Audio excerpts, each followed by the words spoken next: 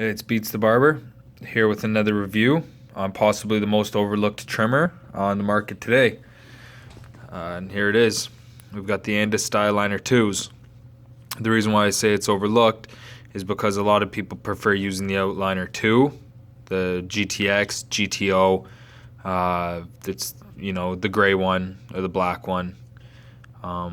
Very popular trimmer. Everybody has that trimmer. The reason why I say this one's the most overlooked is because this trimmer does the same detail work. It's actually stronger in my opinion. It's got this very, very similar blade, minus this right here, but we'll go over that in a second. This right here is like a blade center. You turn it one way, the blade shifts to the right. You turn it the other way, it shifts to the left. So yeah, this is a magnetic motor clipper, same as the Andis outliner 2. I personally like the housing a little bit. It's a little heavier as well. Other than that, I mean, it is super good. It's what I'm running with right now. It's super powerful. I actually picked it up because my GTX broke. I had to send it in to get it fixed. Excuse me. So this was just like a random pickup. I was just looking for a trimmer that I haven't used yet, and I didn't use this trimmer yet. So I got it. It was like $60 or something. Out here in Canada, our tools are a little more expensive. That goes along with the price of the dollar, right? But like I said, it's a magnetic motor clipper. This little screw right here is the tension screw.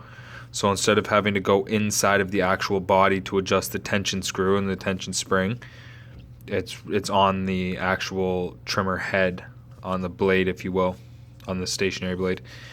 Now this is centers left to right. Some of them when you open them will make a crazy noise, but don't fear that.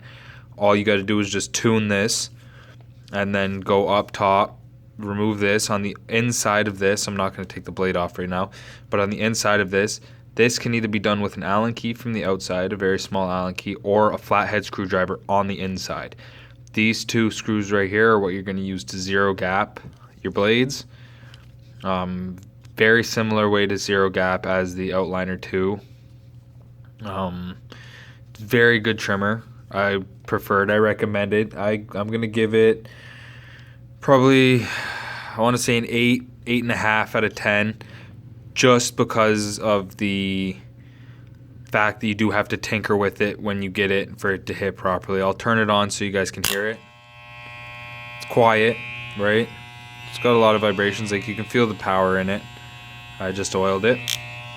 So it is very good, very strong. I would have did a comparison review if I had my GTX back. So this is up there right now for go-to trimmers. I mean, it's fairly new still. I've only been using it about a week right now, but it knocks out hair for the bald fade quickly. There's no snags, no pulls. You get the lineup real crispy. I don't know, I have it pretty much it's zero gapped, just about completely. The blade does not overlap though. That's what you need to be careful with. And if you have your trimmer that zero gapped, don't fucking press hard on people's necks. You're gonna cut them. If you find that you have a little bit heavier of a hand, set this blade back just a little bit. Don't have it as close as I have mine. But that's my overall review for that. It does have the old, this I believe is also the old superliner blade before they put out the superliner with the, let's see, why superliner this is also a very underrated trimmer. It was hot when it came out at first, but now it's just got the two springs. It's beat up, it's old, but it used to have the tension screw on here too, as well as a shallow tooth and not a deep tooth blade. But I hope that this was a detailed review for you guys. The inside of the clipper is just basic magnetic motor clipper. There's not really much in there to go over. I'm sure everybody's opened up an outliner too for one reason or another. Same concept. Looks almost identical, except for it's got, instead of the ball that moves, it's got a pin in there that moves the blade back and forth. I don't know if I can get in there so you can see the pin. No, it's way too dark. But if this trimmer came out of the box and I didn't have to tinker with it, I get the blade. I understand that. You have to tinker with almost every trimmer for every blade for every trimmer that you're going to get, from the wall detailer, Hero, Andis GTX, the styliner, the super liner, the Oster T finisher. You have to tinker with the blade. So that's not taking any points off because I'm already used to doing it. But having to adjust this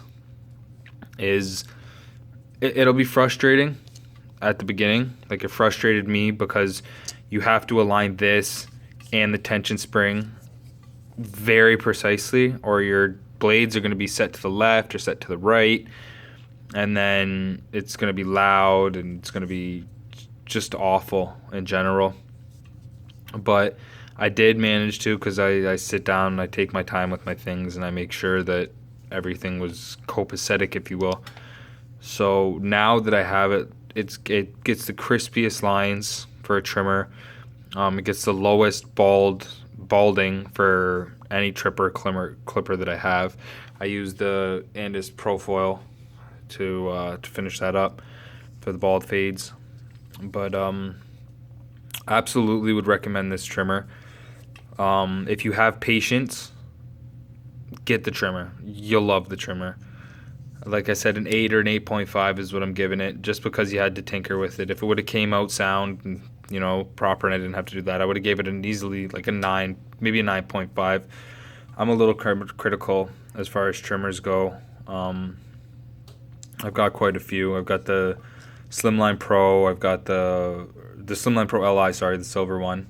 I've got the wall detailer. I've got the Andis GTX. I've got the super liner. I've got a pair of Heroes.